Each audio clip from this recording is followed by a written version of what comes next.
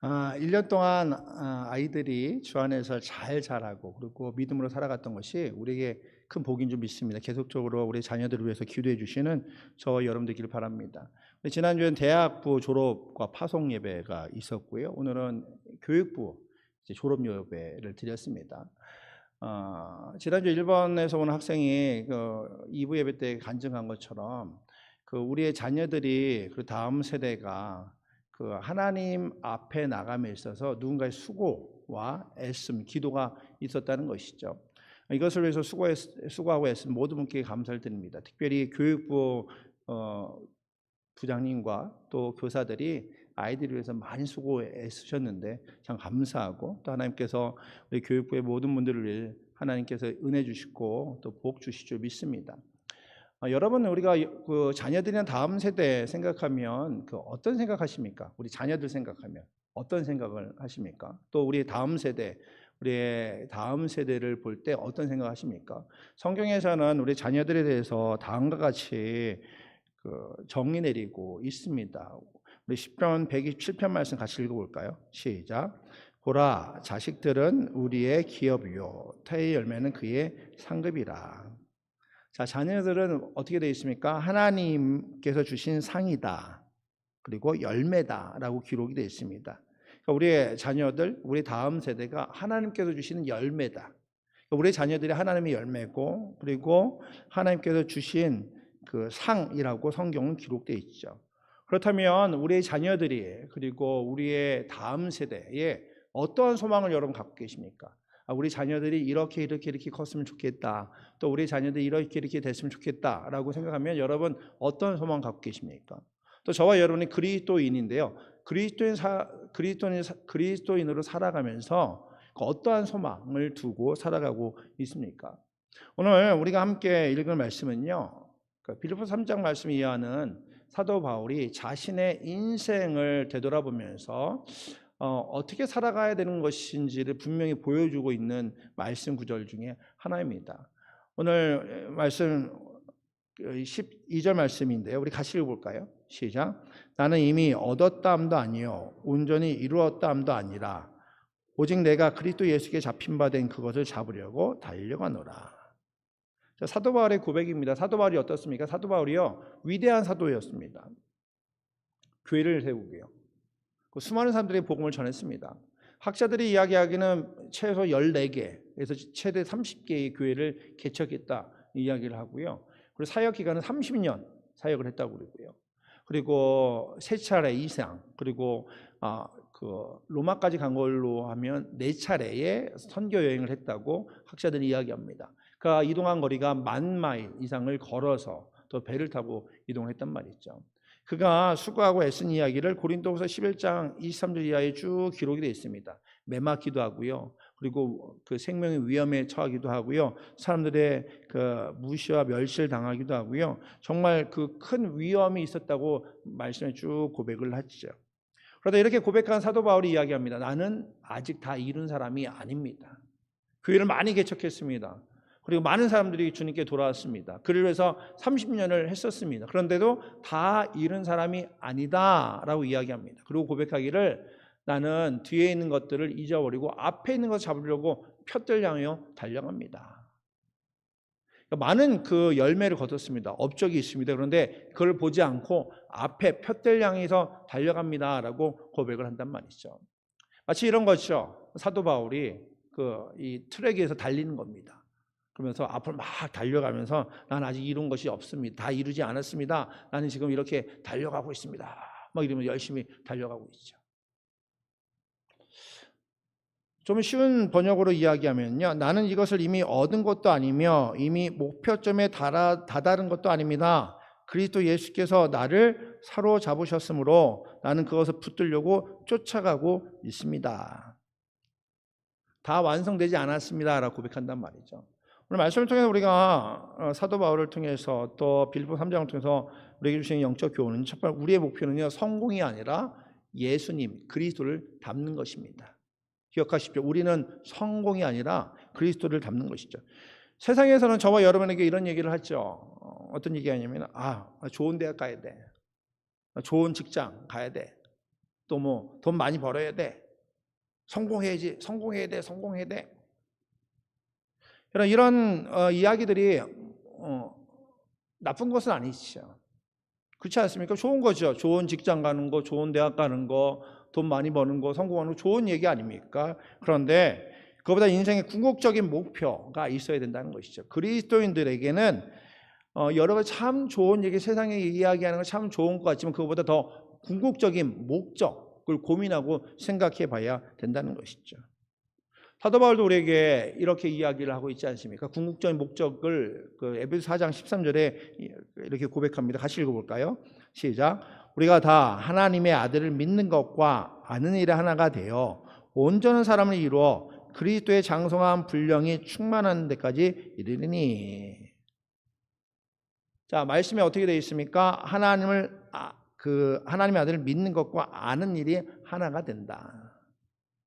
다시 말하면 그런 겁니다. 우리가 목표를 분명히 세우는 거죠. 그래서 나의 목표는 예수 그리스도를 닮아가는 거야. 내가 그리스도를 아는 것과 믿는 것이 나의 목표야 라고 고백하는 것이죠.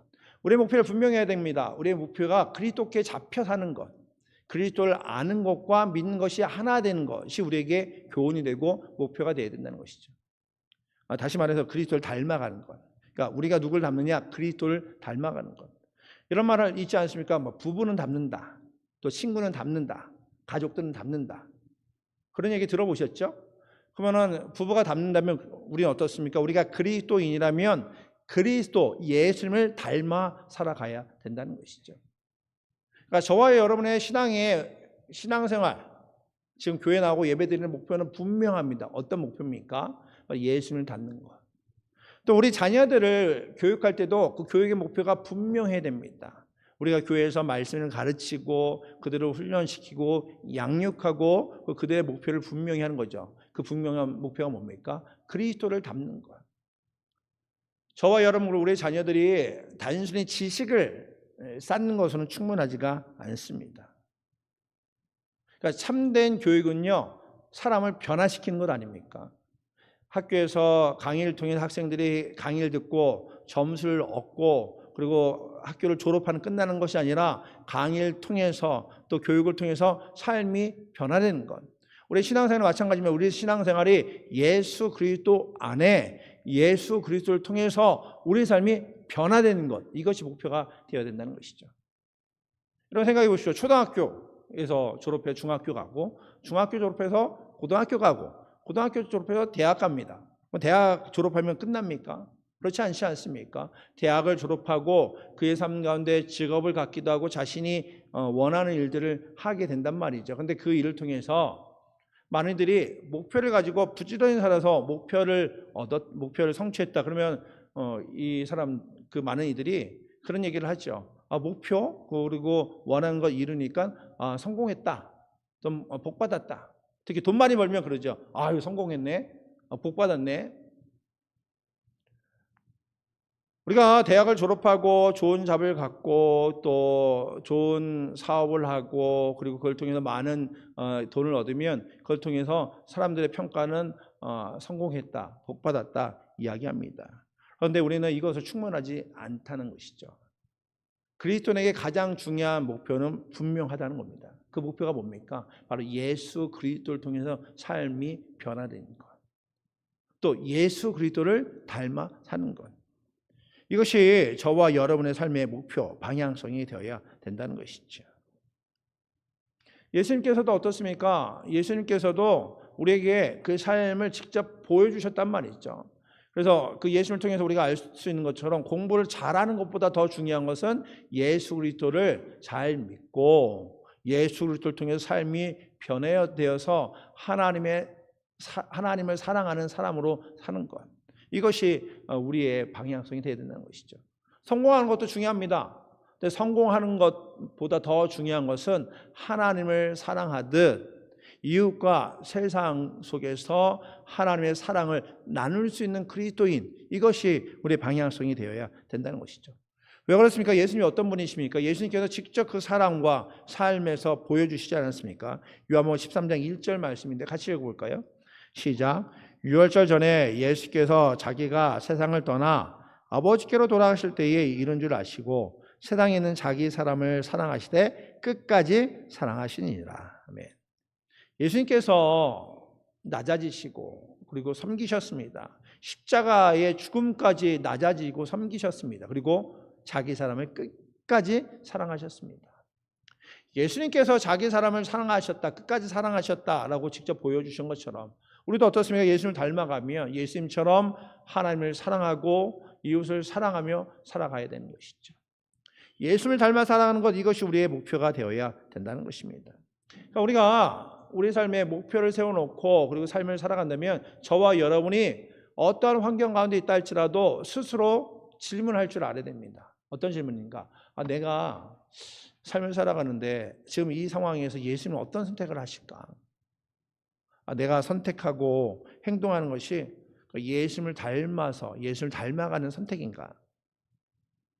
이런 질문을 우리가 고민하고 또 이 가운데 우리의 인생이 하나님 보시기에 칭찬받을 수 있도록 바르게 가야 된단 말이죠. 그러니까 이런 질문들을 끊임없이 하십시오. 하나님이면 어떤 선택하셨을까? 예수님이 어떤 선택하셨을까? 내가 이 선택을 하면 예수님께서 기뻐하실까? 예수님을 닮아가는 선택일까? 라고 한다면 그것을 통해서 예수님께 닮아가는 우리 모두가 될 줄 믿습니다. 두 번째 교훈은요, 뒤에 있는 것들을 내려놓고 앞으로 나아가야 된다는 것이죠. 오늘 13절 말씀에 이렇게 기록되어 있죠. 같이 읽어볼까요? 시작. 형제들아, 나는 아직 내가 잡은 줄을 여기지 아니하고 오직 한 일, 즉 뒤에 있는 것을 잃어버리고 앞에 있는 것을 잡으려고. 많은 성과를 얻었음에도 불구하고 이 뒤에 있는 일 다 잃어버리겠다라고 이야기합니다. 잊어버리겠다 이 얘기죠. 최근 이 현대 사회에 그 성인이나 학생들이나 어린아이들이나 공통적인 문제가 생겼습니다. 그 문제는요, 그 집중력이 흐려지고 있다는 것이죠. 아마 지금도 예배드리는 그 30분 또 1시간이 굉장히 어려운 분들도 계실 겁니다. 왜냐하면 지금 우리가 쓰는 전자기기, 스마트폰이나 그 패드나 그 밖에 그 인터넷 나오는 그런 그 매체들이 우리의 집중력을 방해하고 있단 말이죠. 이것이 그 어느 정도냐면요, 이거 인터넷과 그리고 유튜브 그리고 스마트폰을 보는 그 퍼센테이지가 하루에 말이게 1시간이었던 게 2시간, 3시간, 4시간, 5시간 계속 늘어나고 있답니다. 그리고 학교에서도요, 그 책을 보기보다는 이 아이패드로 이제 공부를 하거든요. 그러다 보면 그 집중해서 공부하는 게 아니라 빨리빨리 공부하다 보면 머릿속에 남아있는 기억력이 없어진다고 그러고요.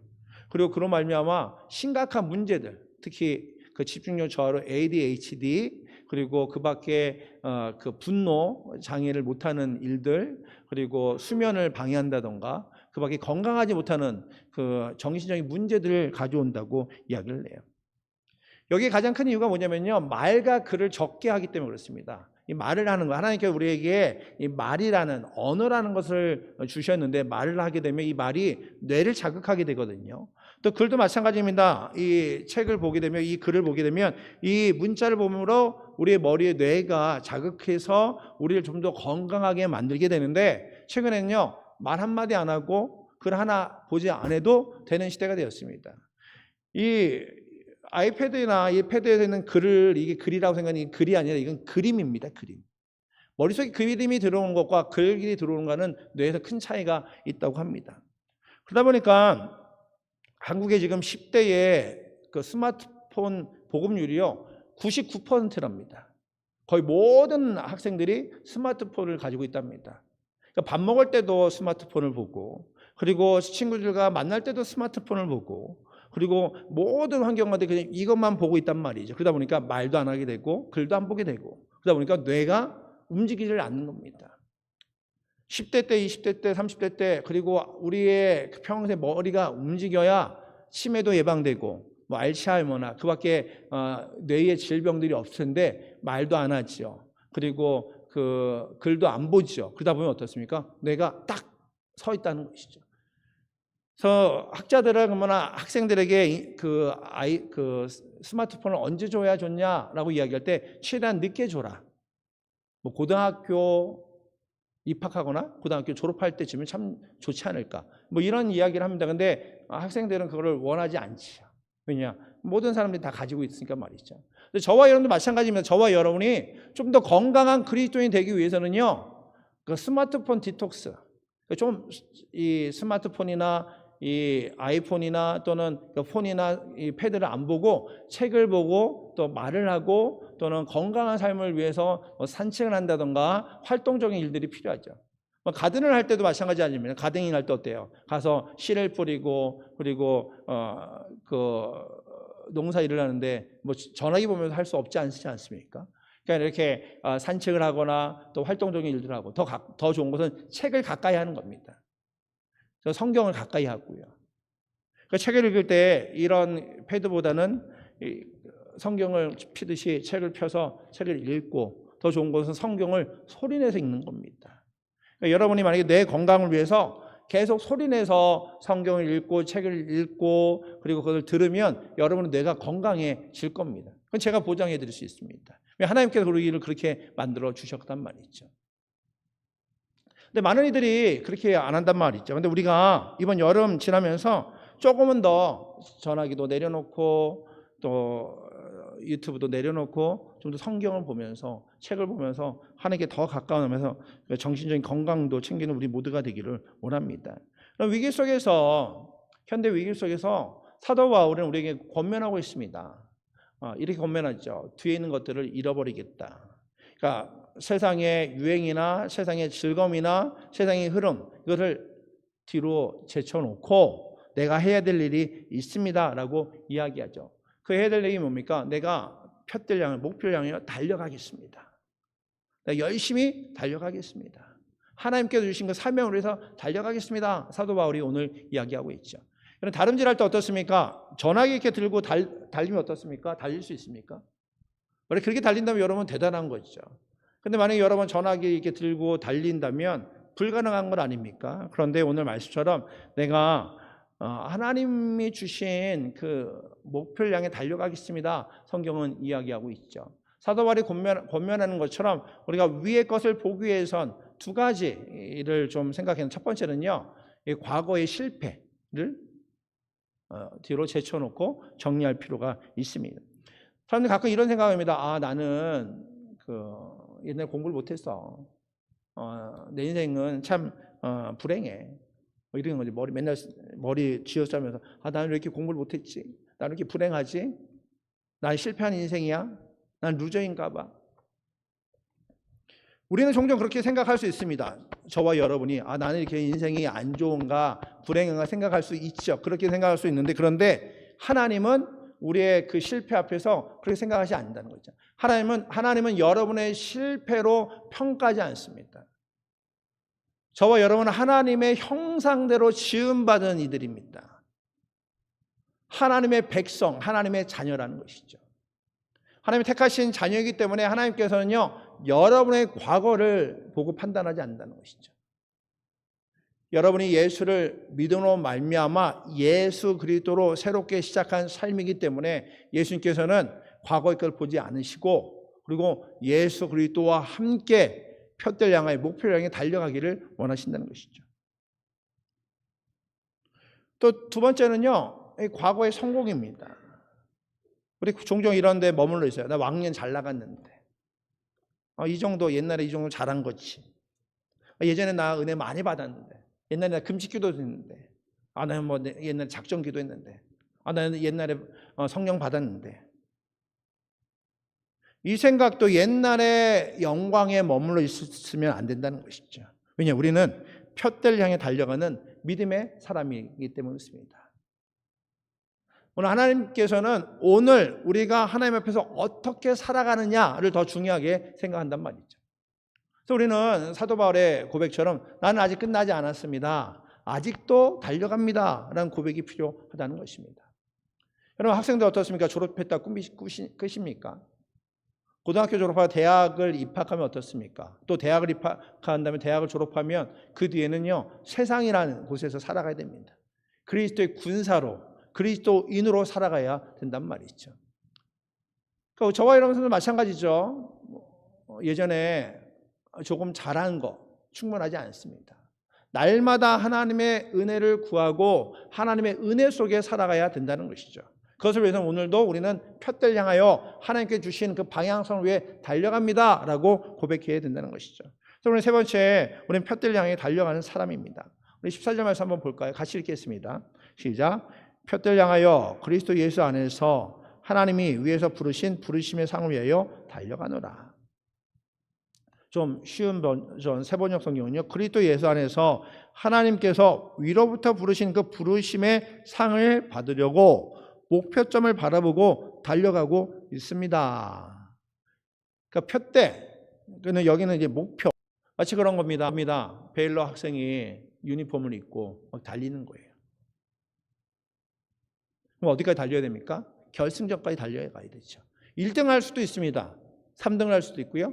8등 할 수도 있습니다. 그런데 결승전까지 달려가야 그 선수로서, 베일러의 담당의 그 선수로서 사명을 마치는 거죠. 그리스도인도 마찬가지입니다. 우리에게 하나님께서 허락하신 부르심이 있다면 그 부르심을 따라 그리스도를 닮아가는 것을 따라 살아가는 것이죠. 넘어질 수도 있죠. 넘어지면 다시 일어나야 되죠. 포기하지 않는 겁니다. 결승전까지 말이죠. 결승전에 달려갈 때 그 중요한 것은 방향이 분명해야 되지 않겠습니까? 천천히 갈 수도 있고요. 그리고 넘어질 수도 있습니다. 중요한 건 방향성입니다. 달라스에서 웨이코 올 때 가장 막히는 데가요, 다운타운입니다. 다운타운부터 딱 웨이코라는 그 표지판이 있습니다. 거기서부터 제가 보기에는 아마 100마일이지 않을까 하는 생각이 들거든요. 근데 거기에 차가 참 많이 막혀요. 인생 살다 보면 그렇지 않습니까? 인생 살다 보면 길이 막힐 때도 있죠. 그리고 그것 때문에 어려움을 경험할 수도 있고요. 어려움이 당할 수도 있습니다. 그것 때문에 지치고 포기하고 싶을 때도 있겠죠. 근데 그때마다 우리가 기억할 것이 있습니다. 그것은 하나님께서 우리에게 주신 푯대, 목표. 그러니까 하나님이 부르신 그 부르심이라는 것이죠. 그러니까 부르심을 기억하면서 우리는 나가야 되는 것이죠. 그래서 나는 지금 푯대를 향해 가고 있는가? 또 그리스도를 닮아가고 있는가? 그 그리스도 닮아서 목표를 향해 살아가고 있는가? 늘 질문해야 된다는 것이죠. 속도보다 중요한 건 방향성입니다. 여러분, 저와 여러분이 빨리 가는 것이 아니라 주님께서 주신 부르신 그리스도를 닮아가는 그 방향성을 향해 꾸준히 달려갈 때 우리는 그 목표를 이룰 수 있는 것이죠. 천천히 가도 괜찮습니다. 넘어져도 괜찮습니다. 다시 일어나서 우리에게 힘 주시는 주님과 함께 가면 되는 것이죠. 우리의 방향성을 기억하십시오. 바로 예수 그리스도를 닮아 살아가는 것입니다. 좋은 대학보다 중요한 것은요, 좋은 믿음입니다. 또 좋은 직장보다 더 중요한 것은요, 하나님과 동행하는 삶입니다. 또 많은 돈보다 중요한 것은요, 주 안에서 풍성한 삶이라는 것이죠. 이러한 그 믿음을 지키며 살아가도록 함께 기도해야 된다는 것이죠. 우리 자녀들이 이곳에 설 수 있었던 것도 여러분이 기도했던 것처럼 이렇게 함께 기도했기 때문에 우리 자녀들이 믿음이 자라고 키가 자라고 또 초등학교를 졸업하고 고등학교를 졸업했던 것처럼 우리 모습도 마찬가지입니다. 우리가 하나님을 따라 살아가서 그리스도를 닮아가기 위해서는 끊임없이 기도하면서 하나님께 나가야 된다는 것이죠. 여름 시작됩니다. 여러분 여러 가지 계획이 있을 겁니다. 여행이 있을 수도 있고요. 또 한국 방문하는 것도 있을 거고요. 또 여러분의 휴가 계획도 있을 거죠. 이런 분주한 삶일수록 우리 잠시 시간을 내서 기도하는 자리로 나가야 될 것입니다. 만약 교회로 오가다가 여러분은 지나가는 길이 있다면 교회를 들러서 잠깐이라도 기도하고 가시고, 여러분의 가정에서, 여러분의 직장에서, 일터에서, 학교에서 기도하는 시간을 가져보십시오. 또 기도할 때마다 여러분 점검해 보십시오. 나는 누구를 닮아가고 있는가? 나는 지금 어디를 향해 가고 있는가? 정말 그리스도를 닮아 살아가고 있는가? 물론 이것이 쉬운 일은 아닙니다. 그런데 우리가 이 세상의 기준을 따라가는 것이 아니라 우리에게 주신 목표, 그 푯대를 향해 달려갈 때, 이 땅을 살아갈 때 하나님과 함께하는, 하나님 앞에서 의미 있는 삶을 살게 될 것입니다. 바울이 이렇게 고백하지 않습니까? 나는 아직 다 이루지 못했지만 나는 계속 달려갑니다. 나는 예수님 닮기 위해서 오늘도 예수님께 나갑니다. 바로 이것이 저와 여러분의 고백되기 원합니다. 그래서 이번 여름 예수님을 바라보고 그리고 예수님을 따라 살아가면서 끝까지 푯대를 향해, 목표를 향해 그리스도를 닮아가는 저와 여러분 되기를 주님으로 축복합니다. 기도하겠습니다. 하나님 감사합니다. 우리 삶을 지켜주시고 오늘도 주 앞에 나와서 예배드릴 수 있도록 인도하신 참으로 감사합니다. 삶을 되돌아봅니다. 우리 삶을 하나님께서 은혜 주셨고 복 주셨음을 믿습니다. 우리의 삶의 방향성과 목표를 정확하게 하길 원합니다. 우리 삶의 방향성과 목표가 이 세상에서 성공이 아니라 예수님 닮아가는 것임을 고백하게 하여 주시옵소서. 그래서 예수님 닮아가는 것을 위해서 오늘도 표대를 향해 목표를 향해 달려가는 주님께 나아가는 우리 모두가 될 수 있도록 주께서 함께 해 주시옵소서. 이제 여름 방학이 시작되었습니다. 분주하고 바쁜 삶을 내려놓고 주님께 더 가까이 나가는 이 여름 될 수 있도록 인도하여 주시옵소서. 기도와 말씀으로 주님께 나갈 때마다 우리를 향한 하나님의 메시지와 교훈을 깨닫고 주님과 더 친밀한 교제를 나누는 우리 모두가 되게 해 주시옵소서. 그래서 우리의 삶이 정말 주님께서 주시는 부르심의 상을 얻기 위해서 하나님께 칭찬받는 삶 될 수 있도록 우리 삶을 지키시고 인도하여 주시옵소서. 이번 여름 무엇보다 하나님께 더 가까이 나가기를 소원하는 사랑하는 성도들 삶 가운데 함께 하셔서 주님을 닮아가는 삶 될 수 있도록 주께서 은혜 베풀어 주시옵소서. 이번 한 주간도 우리의 삶을 지키시고 인도하실 줄 믿습니다. 감사합니다. 예수 그리스도 이름으로 기도합나이다.